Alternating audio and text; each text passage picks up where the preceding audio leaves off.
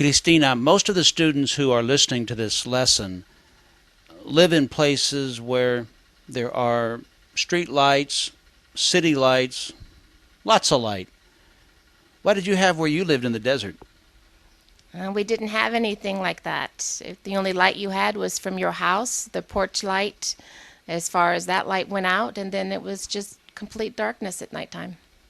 I never knew what really, really dark was until I was in Central America, where there was no electricity in this particular area. Nobody had a street light. Nobody had a light switch. There was nothing there. And when darkness came, it was so dark you could sure see the stars.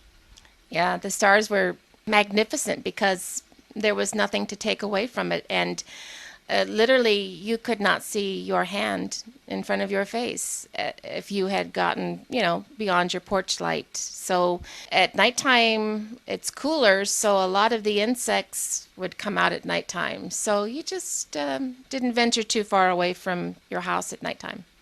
That kind of darkness is so unusual that I would wonder if you would ever have spooky ideas about nighttime in the desert. Well, I don't think I had any spooky ideas, but I did have a good, healthy fear of what crawled at nighttime because of the coolness. In the desert, it's very, very hot during the day, and at nighttime, it gets very, very cool, and you could almost say cold. So you had these big air conditioners on top of your house, big boxes, and it would force this air down. And at nighttime, you had a heater going because it was hot during the day and cold at night. So you had a heater. We had a gas heater that was about 4 feet tall on the wall, and it was actually gas. And we would have this heat, and it felt very good at nighttime. But during the day, very, very hot. So you had a contrast.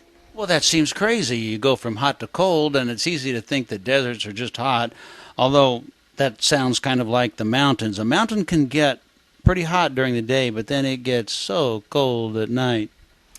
Well, in the desert, you learn to be prepared for all of those things from early age on up. You don't want to get caught out into, the desert at nighttime without having something to cover up, layer. You would layer clothes, and you just in the desert you're not told about so much like you need to be careful to survive. You're just basically taught that, and so it's just a part of you. So we know that we would hear your air conditioners running. It's a small town, so it can't be too noisy of a town. All the properties are connected by the desert. Not You don't have fences out there. Or were the fences made of cactus and such things? No, we did have fences. Some had fences of wood, but a lot of times we had like we have now, chain link fence because you did want to keep things out of your yard, and so that was a good deterrent. Okay, so besides the noise of air conditioners, what would you hear in the desert during the daytime? Well, it wasn't very noisy during the day. You had your usual cars and things like that. Most of the sound came at nighttime, and that's when, like I said, the insects they would start making their sounds.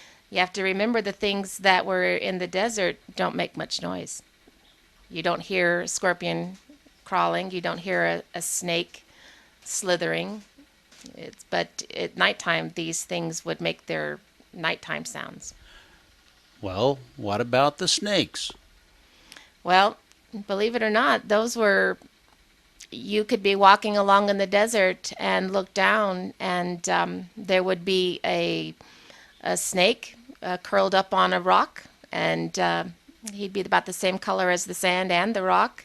So you had to use your eyes more than you used anything else because you couldn't hear or smell. So your eyes were your best friend. You always were looking around you for snakes and things like that.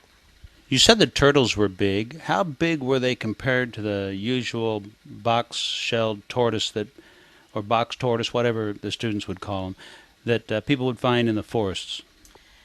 Well, I would say they would be about the size of a very large watermelon.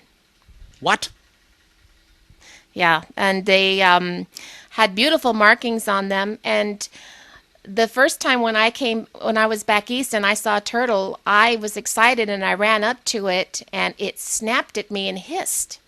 And I couldn't believe it because the turtles that I grew up with, you could pick them up, you could stick your hand in there where their neck goes in the shell and try to pull their neck out, and their little front and back feet, they're like little flippers that had long nails. We used to paint their fingernails, and they were friendly.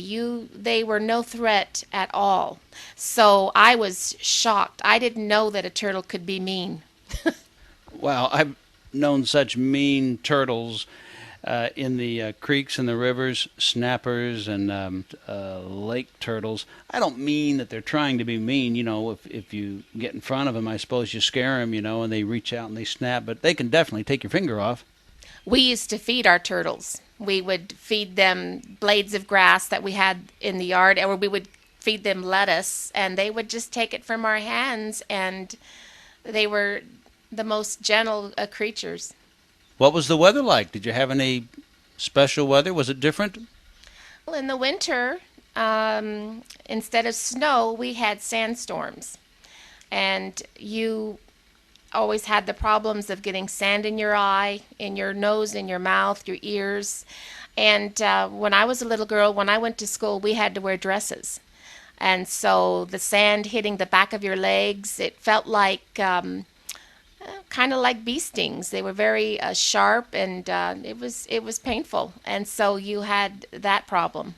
Oh, then everybody would have trouble with the sand getting in their clothes, undies too, wouldn't they? Yes, indeed. It was really very hot. In the summertime, the sand was so hot that it would blister your feet. Did you not wear shoes?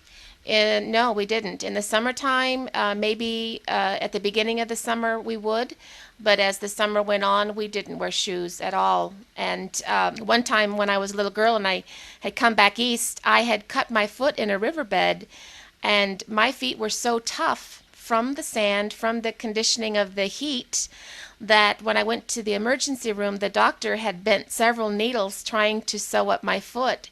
And he said to me, "Don't you ever wear shoes?"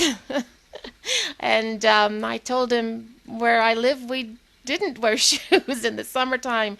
So when it was warm, we did not wear shoes. All the trouble with the sand, and you can't even make a sandball, like a snowball, out of it. But we could make other things with it. We used to feed our baby brother mud pies and sand pies. So we would bake them out in the sun, and they would get really hard, and we'd feed our brother. So there are some things you can do with mud and sand. Did you ride bikes or tricycles or scooters? Yep, we did.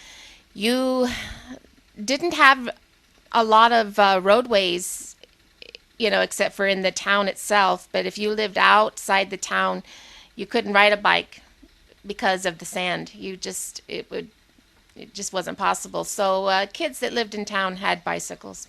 How about clouds? You watch the stars at night. How about the clouds during the daytime? Well, we had not a lot of cloud cover in the desert. If you had clouds, they were the big, really big, puffy kind.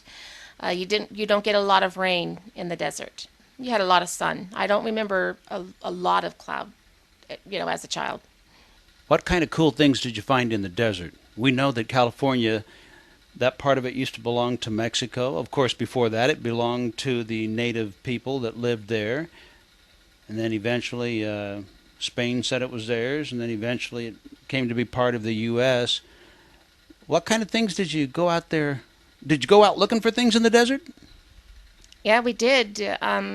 Interestingly enough, we had a volcano in the desert. And it wasn't very big, but it was definitely a volcano.